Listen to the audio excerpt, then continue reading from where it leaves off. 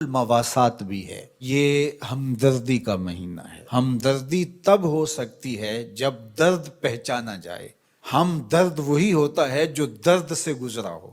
تو جس شخص نے کبھی تکلیف دیکھی نہیں، بھوک دیکھی نہیں، پیاس دیکھی نہیں، تو اس کو پیاس اور بھوک کی کلفت کا اور اس کی اذیت کا، اس کی تلخی کا اور اس سے پیدا ہونے والی بے چینی کا، اضطراب کا کیسے اندازہ ہو سکتا ہے؟ تو ہمارا رب آسودہ حال لوگوں کو بھی اور تمام لوگوں کو بھی اس مشق سے عملاً گزار کے بتاتا ہے کہ بھوک کیا ہوتی ہے، بھوک میں بلکتے بچوں کی حالت کیا ہوتی ہے، پیاس سے تڑپتے ہوئے جاں بلب لوگوں کی صورت کیا ہوتی ہے۔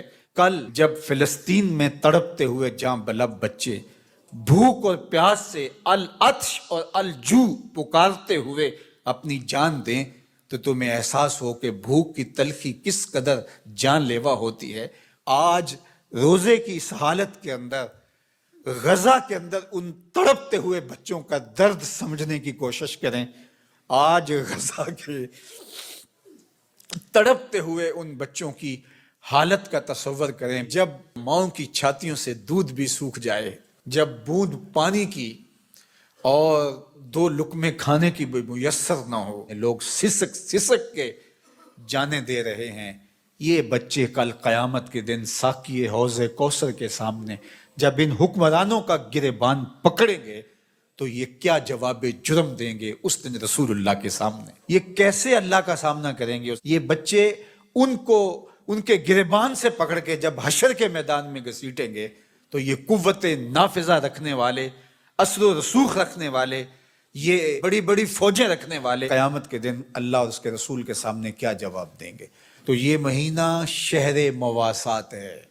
اللہ اکبر! اور میرے اور آپ کے آقا و مولا تو شہر مواسات کا نور بانٹنے آئے ہیں۔ خود حضور کے مبارک بطن اقدس کے اوپر پتھر بندھے ہوئے تھے اور لوگوں کی ضرورتوں کا کس طرح خیال رکھتے۔ سیدہ زہرا پاک سلام اللہ علیہا چکی پیستے پیستے ہاتھ میں چھالے پڑ جاتے ہیں، اور حضور علیہ السلام کی خدمت میں کچھ غلام اور کچھ لونڈیاں کسی غزوے سے کثیر تعداد میں آئی تھیں، تو اس غرض سے حاضر ہوتی ہیں کہ ایک غلام یا ایک لونڈی عطا کر دی جائے، کام کاج میں ہماری معاونت ہو جائے۔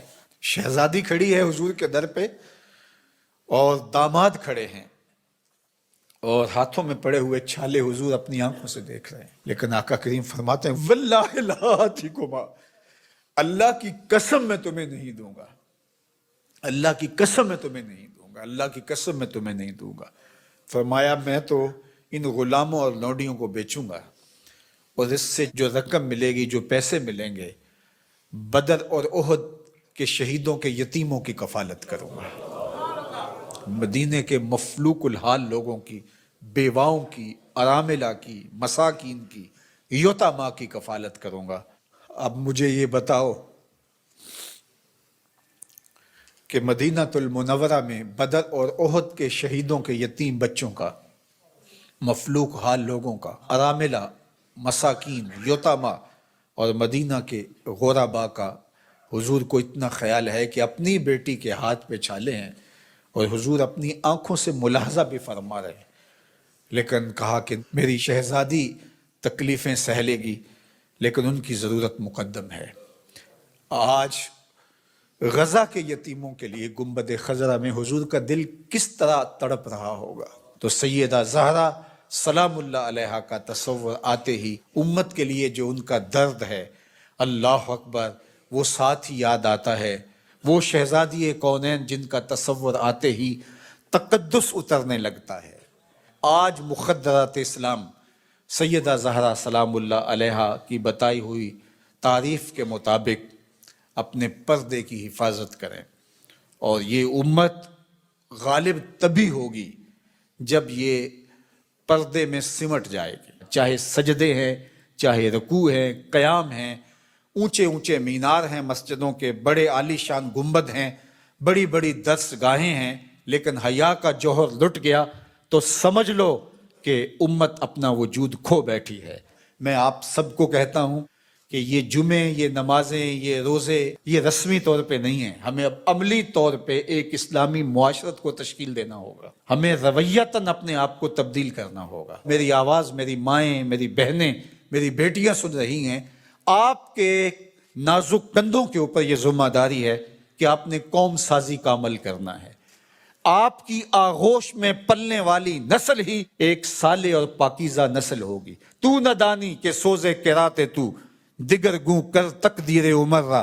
اقبال نے کہا میری بہن تو نہیں جانتی کہ جب تو قرآن سوز و گداز کے ساتھ پڑھتی ہے تو تیرے بھائی عمر کی تقدیر بدلتی ہے۔ اور پھر کہا بطول باش و پنہا شو ازی اثر کہ در آغوش شبیر بگیری، اور اگر تو ماں بن کے قرآن پڑھتی ہے تو بیٹا نیزے کی نوک پہ قرآن سناتا ہے۔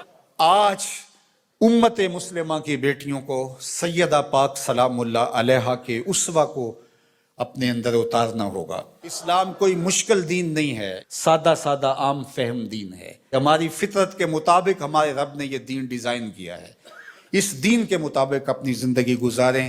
میری مائیں بہنیں پردے میں سمٹ جائیں، اپنی اولاد کو قرآن کی لوریاں دیں۔ کوئی دن نہ ہو، کوئی رات نہ ہو کہ ہمارے گھر قرآن نہ کھلے۔ قرآن کی تلاوت سے ہمارے گھروں کا ماحول معطر رہے، ہماری آنکھوں میں پاکیزگی آ جائے، عفت اور پاک دامنی ہمارا شعار ہو۔ وہ غلیظ نگاہیں، وہ گندی اور مکروہ نگاہیں جو غیر محارم کو دیکھتی ہیں، قیامت کے دن آتش دوزخ میں جلائی جائیں گی، ان کے اندر آگ جہنم کی بھر دی جائے گی۔ وہ تقدس مآب آنکھیں جو حیا کا جوہر رکھتی ہیں، انہیں عبادات کی لذت نصیب ہوتی ہے۔ تو اس لیے ہمیں شرم و حیا کا جوہر پیدا کرنا ہے۔ خاتون سمٹ جائے پردے میں، مت مغرب کی نقالی کرے، اور یہ جو نئے نئے فتنے نمودار ہو رہے ہیں اور نئے نئے رنگ اور آہنگ پیدا ہو رہے ہیں، نئی نئی دلیلیں تراشی جا رہی ہیں، اور طرح طرح کے مفکرین آ کر کے پردے کو بوجھ قرار دے رہے ہیں، ان کی بات چھوڑیں اور قرآن کی طرف آئیں۔